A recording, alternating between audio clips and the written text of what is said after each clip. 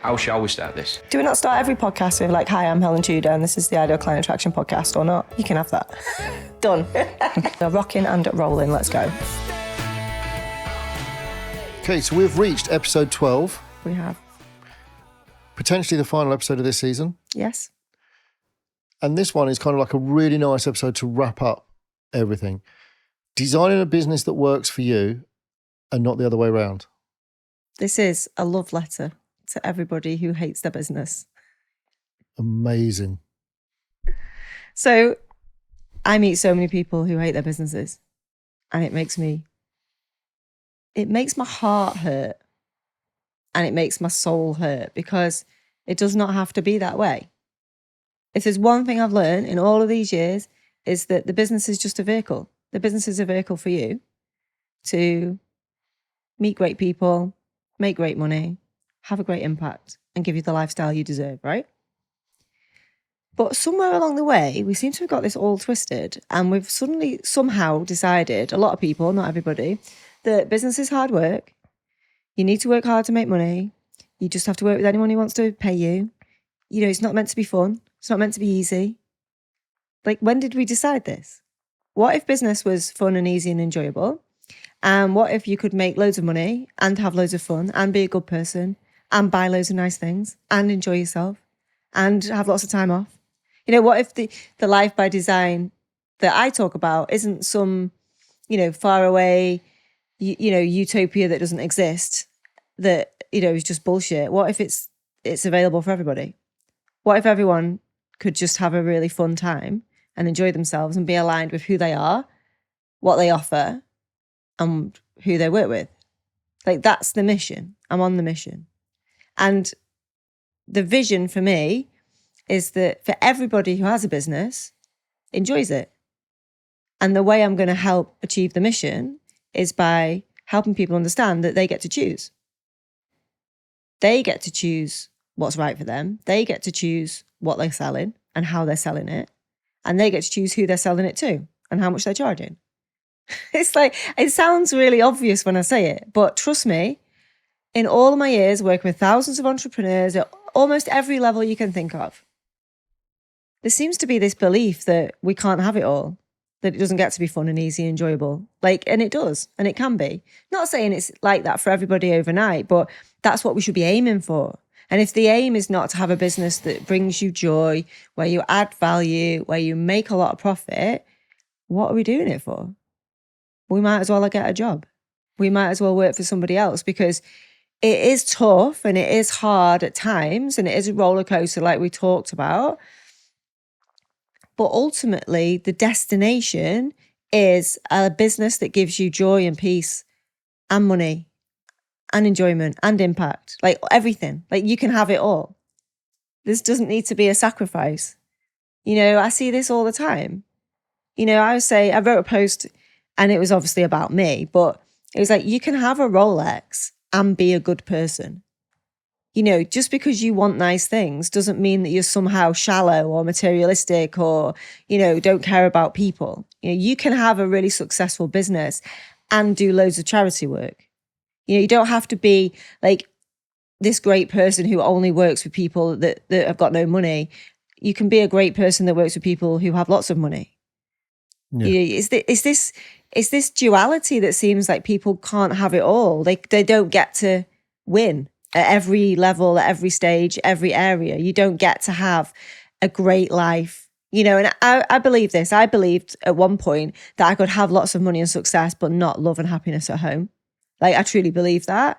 Then when I met Stu, I thought, well, if I've got this love and happiness, then my business, actually, we talked about, would sort of tanked at the same time. And it was always like, see, I can't have it all. But the truth is, you can have it all.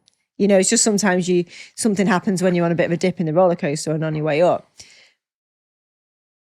But I feel like people feed back to me that they think that I'm somehow special. Yeah. Oh, well, it's easy for you, Helen, because, it's hard for me because.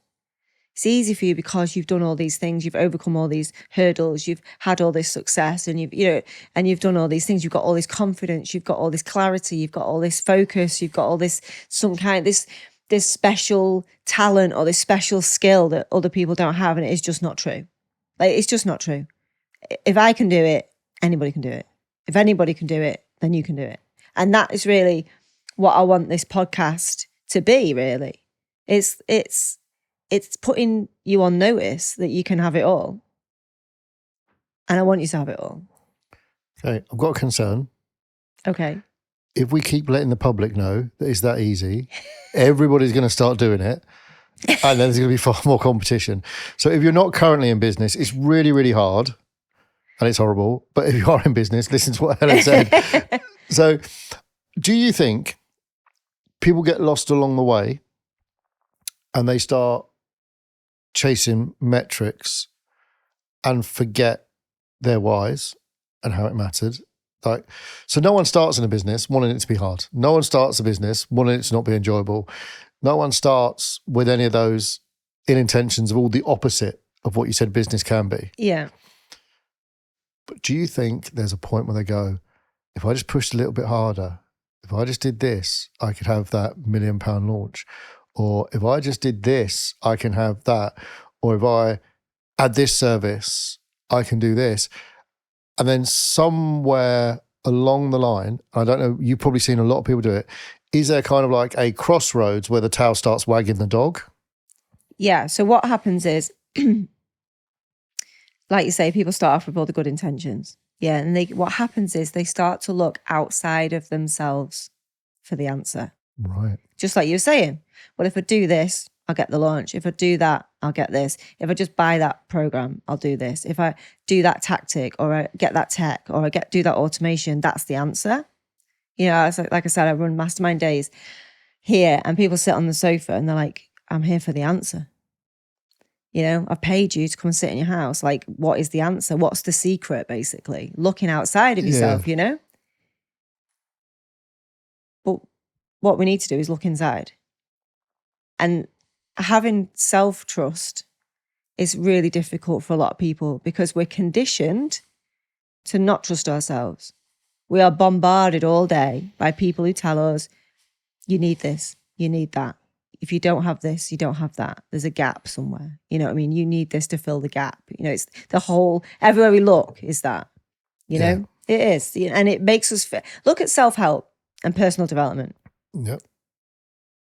What if we don't need any self-help or personal development? What if we're developed perfectly right where we are? What if self-help and development actually makes us feel like we're less than in somehow and that we can't trust ourselves? Then we talked about productivity and all of the, you know, all these things. What if we don't need anything? But what we do need is to give ourselves some space and grace and quiet to actually go in and align with the feeling. So I think what we do, or what entrepreneurs do, as Jen, I've done it myself, is like you said, you chase metrics, you chase success, as in like you chase material, revenue, external profit, external validation, external viewpoints of success. Yeah, 100%. And you build your team and you get very caught up in it, I think I would say. You get caught up in it. And like I said about scaling fast, it's a crazy ride. You know, you don't get a lot of time to, when you're on the roller coaster, you can't just say, can we just hold here while I just spend some time just thinking about this next hill or dip? You know, before you know it, it's there. So I think what we don't do, or what I encourage people to do more of and more as I go through this journey myself, is go back to what feels good for you. So what we start to do is we do things that don't feel good because we think we should. And we lose our ability to check in with our own alignment, our own intuition, our own feelings about, does this feel good? Is this business model right for me? You know, Helen does that, so I'm going to do that. But they're not me. They don't love it. They don't enjoy it. But they feel like that's the business model for them. Like, I've said numerous times on this podcast, not everyone's cut out for it. Yeah, just like I'm not cut out for working with corporate. I don't want to got to get dressed up, you got to put bra on, shoes on, go down to London, you've got to go and talk to people, then jump through the hoops and do all the rigmarole. There's more money in it. But it's not for me. Yeah, I like sitting in my office talking to people on the internet who are like, have got a dream and they're trying to create something, right? They're my people. That's my choice. Doesn't mean that corporate's not for everyone.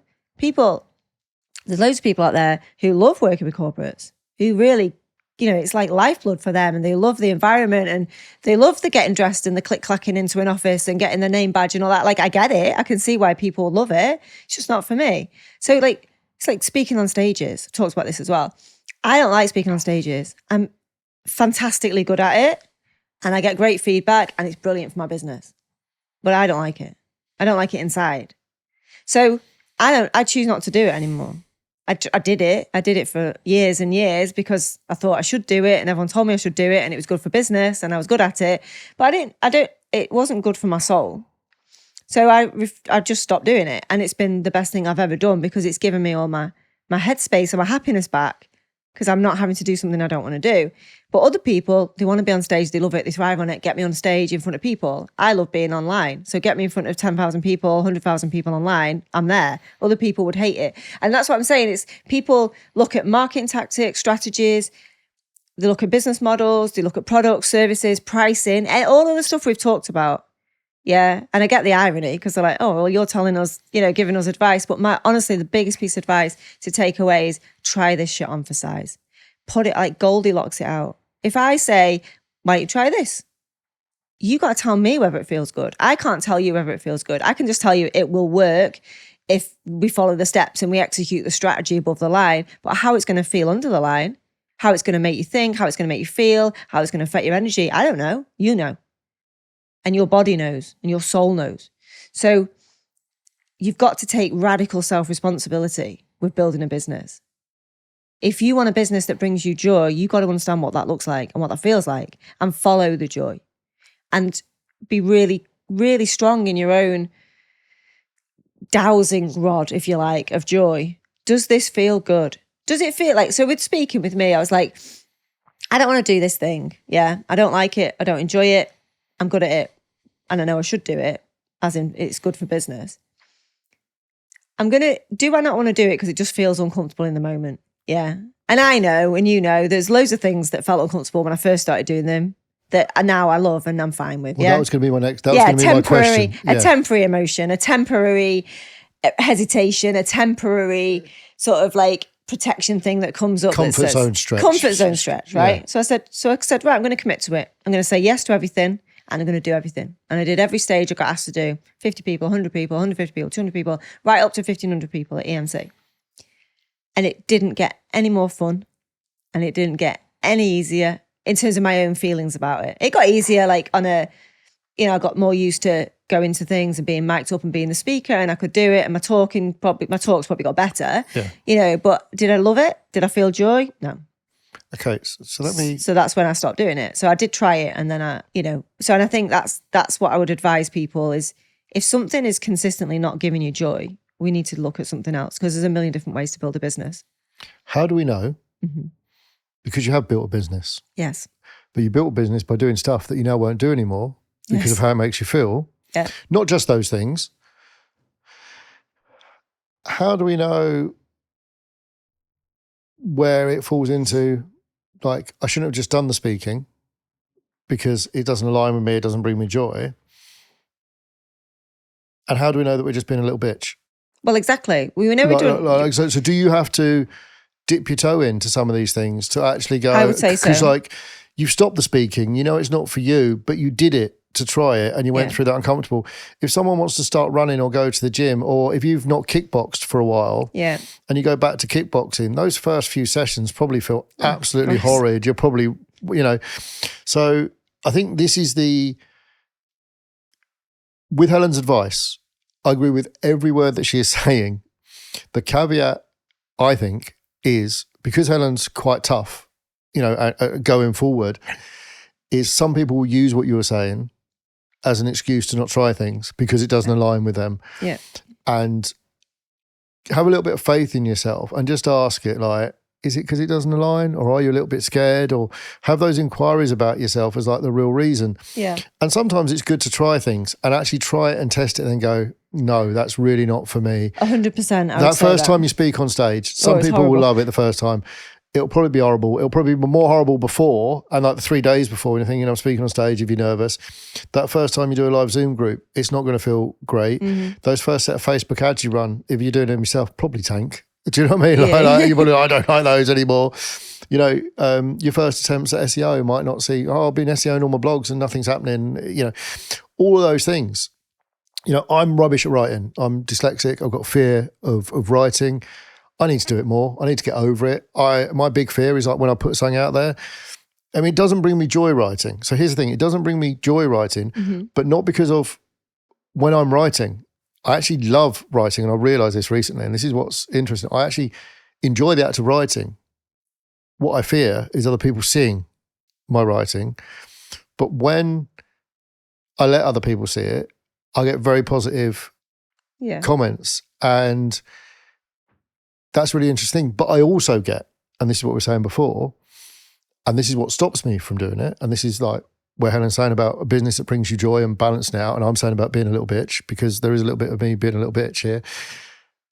I will let the 5 people that tell me that's really great, that really helped. I've never had someone explain it that easily to me before. Like, yeah, positive comments. To the one person that goes, you've used the wrong version of there. How am I meant to take you seriously if you don't use the wrong version of there? I will let them, because it reminds me of a place in school. Yeah. You know, I know it sounds silly. I'm a grown adult, right? No. I get it. But there'll be those people that just go out there, and if you are a grammar Nazi, just go home. Get off the internet. Like, they'll feel that someone can write something that's 2-3 paragraphs long, or they can share a video, and there'll be people that all they will do is pick up the one error, the 2 things. And if that's all they're doing, like, they ain't ever going to move in their business anyway. But I am partly the little bitch I'm talking about. I let that little fear stop me from writing stuff, because I quite like to write stuff and help people. I quite enjoy it. And it's one of those things, but there is that building the business you want. Some of it is on the other side of fear and stretching the comfort. I know I don't do that enough. So I think what you're describing is different to what I'm talking about. Well, that's what I'm trying to say. Yeah, there's a different kind of... Yeah, so if you know that writing is something that you actually enjoy, so it does align with you, you're scared of the reaction that you might get is different. So when we do things that bring us joy, we have to detach emotionally from the reaction that it's going to get. Absolutely. Yeah. So I get great joy in posting all day, every day on Facebook. Yeah, I love it. It's good because you do it all day, every day. Yeah, right. And so I do it, and I post about this the other day, and I love putting my offers out there, right? If no one buys my offer one day, which does happen, by the way, I put out more offers that don't sell than offers that do, right? Because I put so many out. Like, I can't, if I sold on every single one, I'd be an absolute trillionaire, right? But I like to use the billboard method of just having it out and having the light on. But I don't put it out there and think, oh, no one bought it, or someone says something mean and therefore it means something. So the joy for me is in the consistency and the sharing of my thoughts and ideas and energy. Right. Yeah? In the action. It's in the action, not the reaction. Yes. And I think that is the difference. Because otherwise I'd love speaking, wouldn't I? Because when I speak, I get a great reaction. Yes. I get big round of applause. I get loads of follow-up, people saying how amazing it was. They always say I'm their favourite speaker. They might say that to everyone. But like, I'm good at it, you know, I'm engaging. I always get the interaction going and all the rest of it. And I'm not a professional speaker, and I don't pretend to be. And I think people like that sort of honesty and vulnerability. So I don't want to do it despite I getting a good reaction. Yeah. Like, I don't want to do it because it doesn't bring me joy. The action of it doesn't bring me joy. And that's great, because one, you detach.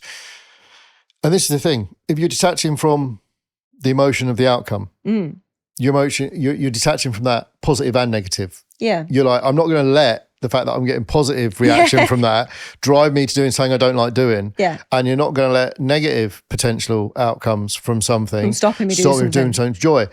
That's alignment in action. And absolutely. And that's where I wanted to try and describe what I was doing, because I knew it was different, but I couldn't put it into words correctly. Yeah. So like, what stops me isn't a lack of alignment, it's a fear of action and reaction, and that's what you're saying. Yeah. And that's the skill, isn't it? So if there are stuff that generally bring you joy in your business, that's the next layer of the skill, isn't it? Like when you're designing this business that you work and then you love, is if you love it, does it really matter if other people don't? Exactly. Especially people that aren't going to be your clients. The only people I think we're saying here that need to love your business are you and your ideal client. Exactly avatar. It doesn't matter if anybody else does it. It's a bit like political parties, isn't it? it doesn't really matter whether the people that vote for the other side like you, as long as the people that are voting for you keep voting for you, you're gonna win. And oh yeah, this is the thing, and I know there's this fear when we're visible, and this fear of other people's opinions, but you're so right, and that's why the ideal client work's really good at taking out some of that outside noise and bringing it into just the two of you. Yeah, it's just a conversation between the two of you. What the people around the edges think is of no relevance. So to me, the more aligned you are with your client, the more joy you'll find in your writing, because you'll be speaking directly to them. Yes. And you won't care about what some idiot thinks on the internet. So it's all this alignment piece over and over again. You're just looping back all the time. It's the same with the offer. Now, the alignment with offer, of the 3 things that I teach, the offer is the most interesting one. And it's the one where I see people getting dragged out of their joy by other people. So when someone comes to me and says, oh, my business is based on referrals, and I think, uh-oh, we're in trouble there. Because when you work on referrals as your main source of lead, your offer gets dragged and diluted. And what I mean by that is, instead of you selling direct to your dream client, a client that was a dream client will pass you on to somebody who maybe isn't. And then your pricing has to stay stagnant because they all know each other. They're kind of one step removed from your ideal client. So you sometimes get a values mismatch.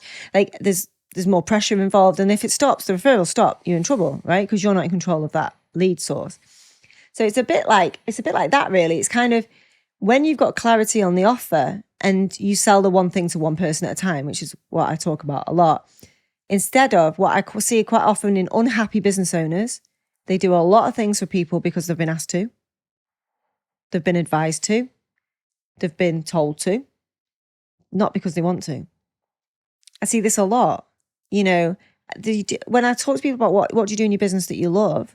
Well, I love this bit, but I hate this, and this. It's like, why are you doing those things? Well, they make me money. Well, no, because they're going to be dragging you away from your joy, which then dilutes how great you feel doing this thing. So let's just build a business that just does this one thing that you love, or this element of the things that you do. I see people, I'll do this, and this. Like, it's almost like that echo going down of like, why'd you do that? Oh, I've just got a client I've been doing that for years for. So I just keep doing it because they like be doing it. But it's like, no, because then you're coming away from what you're aligned to be doing to do this crap thing you don't want to do. So I see it all the time. It's like you said about the pumpkins.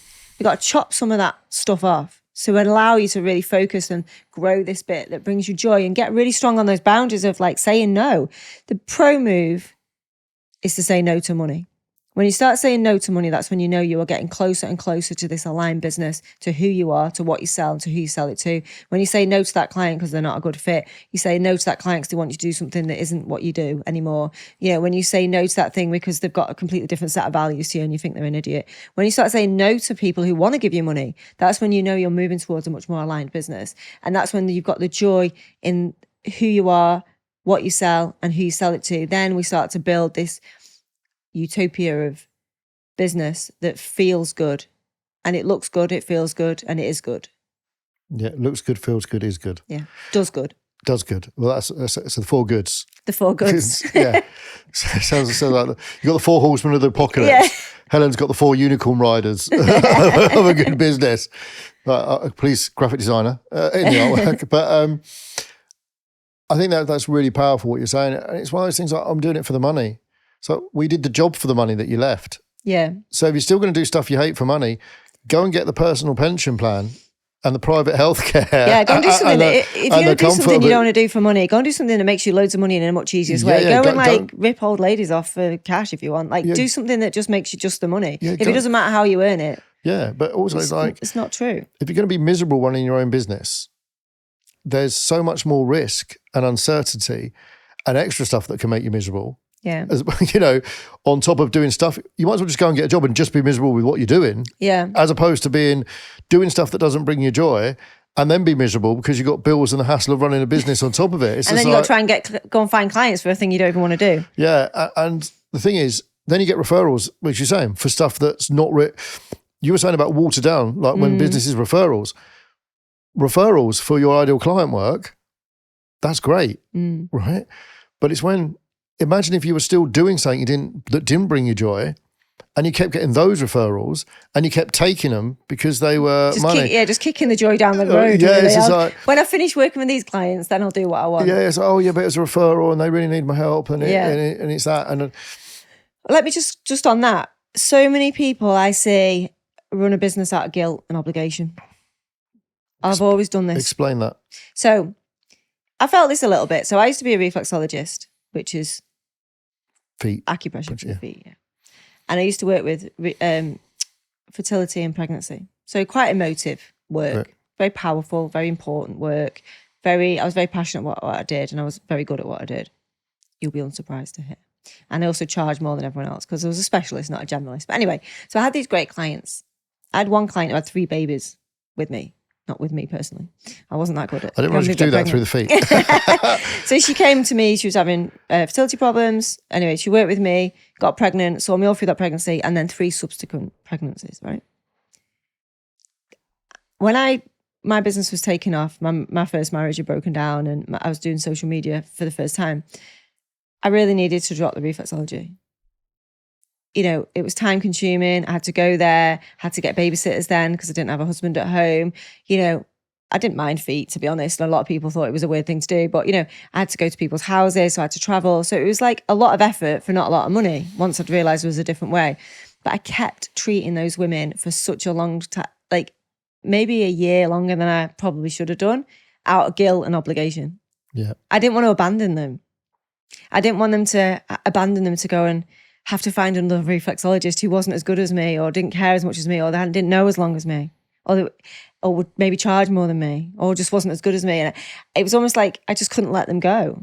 But you know what? I see those people around, you know, they're over it.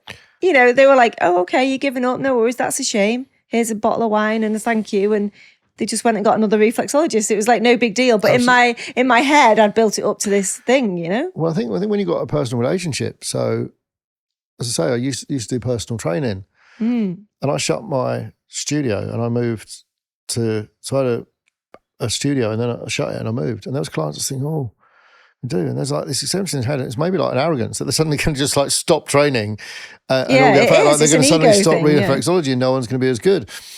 And here's the reality of it. If your heart isn't fully in it, so I'd say, you know, you're very professional at everything you do. So I imagine they never noticed a drop in the quality of your service.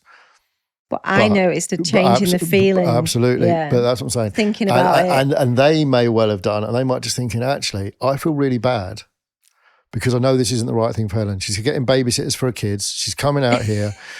But also in that situation, I don't want to pull the money away from her. So we're both in this kind of weird dance. So there is this weird dance that sometimes happens with clients. So I know someone that's that was doing like social media posts because they were doing other stuff for them, and they were doing the social media posts. And they hated it. Yeah, do you know what I mean? And the client, and they said, "Oh no, I'm not going to do it." And I said, "Oh, thank Christ." We've just been going along. It's just like because we wanted to bring it in house, but because you've been doing it so long and you've been so loyal, and it was that much money, it was just like, so well, I've been doing it because I thought you really needed to. And apparently they're both just like joking on the phone and going, "Oh well, glad that's over." It's almost like the whole, you know, I'm having an affair. Well, that's really good because I'm type of like conversation. I was waiting for you to break up with me anyway. Absolutely. Yeah. So sometimes there can be that arrogance. That us half-hearted, not really in it, is actually better than letting that client go to someone that really... Which is a good point. You know, and you're not... When you're thinking about those things, it's like if you didn't really love your partner anymore, right, is it really fair to keep them around just because they're like, they're there and they're safe? Or you know... Do they deserve someone to really, really loves them? Yeah. And I think just on that is really powerful because what happens with a lot of businesses that I see is when they start doing that thing, they do love it. So it's not like they've been living a lie. No. They do love it, but they've changed, evolved. The world's changed. Their energy's changed. Their skills have changed. Whatever, and it's an old version of them that they're almost clinging on to. Instead of being really honest with themselves and saying, I just feel differently about this role or this work or this offer, and breaking up with the offer and just moving on to something that they really do love. Yeah. The other thing to accept as well with all this, LinkedIn's changed. There's the videos and stuff on it now. The LinkedIn platform although I imagine the core and the essence of everything you taught Mm-hmm. is still very effective. It's a very different platform from what it was 5 years ago. If you really like the kind of dry corporateness of what LinkedIn was, it's moved away from that now. So if you were a Thanks LinkedIn to me, expert, mainly. you might not enjoy it as Yeah. much now. Instagram used to be just Photos. photos that you had to post instantly with some retro features that were all squares. You could have been an Instagram expert because you loved photos and you love photography and you're showing how to do good photos and tell a story with photos. But now it's a video platform. So is that really what you want? Because that might not be your passion. It might be that actually I'm going to just concentrate on Pinterest because that's still mainly still images. Yeah. You know, and it's kind of like, oh, I don't really like shorts or reels. And it's because platforms change. It's okay for you to change, whether that's really like what you want to be doing anymore. And SEO's changed, you know, and there's a lot more content involved in stuff. YouTube's changed massively. Podcasting's changed. Like, this is why we have this beautiful podcast set up, because podcasting isn't like two people over a Zoom call recorded badly, audio only anymore, in your like pajamas and your dressing gowns. They're mini TV shows. Yeah. Now, I know people that don't like podcasting in this modern way. Yeah. You know, in this modern studio quality way. They loved podcasting because it was a faceless radio show, but they know they can't really coach people on that way anymore because it's a very different battlefield.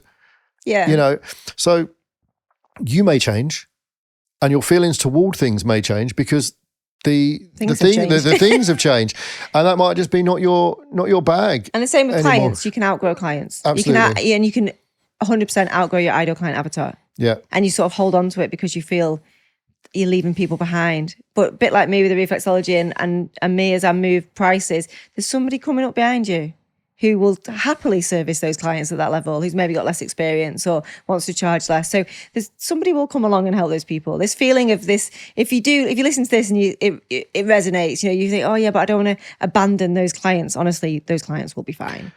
Yeah. And I think one of the things that this happens a lot, which is a really simple thing that everybody that's on the internet will see, is the fitness pro, generally the female fitness pro, sometimes a male, that will have a kid. And then will suddenly become a pregnancy. Yeah, I did the same thing really. Yeah. Or like a busy fitness, you know, busy mum's fitness. Yeah. And that's great when your kids are 2, 3 and like you're relating. When they're teenagers. But when you're teenagers, do you really want to be dealing with those people because you're not in that same place? And I'm not saying that, but that's okay, isn't it? It's okay to be, right, this is where I'm at now in my life and I'm helping myself and I know where you're going through. I'll help you now. But then once the kids go to school, you can move your ideal client and go, look, I'm not working with mums or toddlers anymore. I'm going to change where I'm focusing because I've changed and I've moved on. You can absolutely just burn everything to the ground and start again with anything at any time anyway, right? But I'm not saying, but for most people, that's not what is required. Most people, it's just, actually, I just need to take a minute, take a breath. This is what I do in my sessions, really. We take a step back. Yeah. And we actually look at what you're offering and just have a self-inquiry on a physical level, hand on heart, deep breath in. Which of these, when I look at these offers and I bring them to my mind and we talk about putting them into a box and having a look at them and hold them in your hand, how do they actually feel when I hold them energetically? Do they feel fun and enjoyable and good? Or do they feel heavy and like the boxes, I don't want to carry it, I don't want to look at it? Because sometimes it can just be getting rid of a few offers or changing a price point on something. Because sometimes people are like, this is one of my offers, but I don't like delivering it. I like delivering it, but it doesn't make me much money. I was like, well, what if it made you loads of money? What if we changed the price point and made that your high ticket thing? Yeah. And it's like, oh, then I'd love it. So it's like, you've got to Goldilocks it out with yourself and say, well, there's things that we can change always. Sometimes it can be almost imperceptible tweaks we can make that just cut off the things you don't like doing and focus on the things, the 80-20 rule, like in the last episode, like how can we create something that brings us joy by focusing on things that bring us joy and monetizing the things that bring us joy and just dropping the rest. Absolutely. You're allowed to drop the rest. It's okay.